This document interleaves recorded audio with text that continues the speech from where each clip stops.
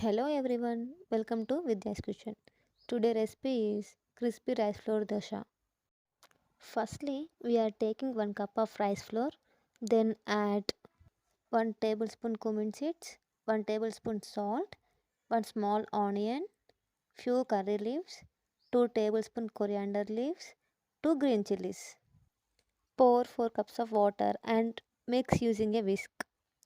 Mix well and rest for 5 minutes. After 5 minutes, batter is soaked well. You can see the batter is watery. You can adjust the consistency by adding water if required. When the pan is super hot, spread 1 tablespoon oil and pour the batter on the pan. Spread some oil and allow to roast for 2 minutes or until the dosa turns crispy. Finally, enjoy the crispy rice flour dosa recipe with peanut chutney. Please subscribe my channel for more recipes.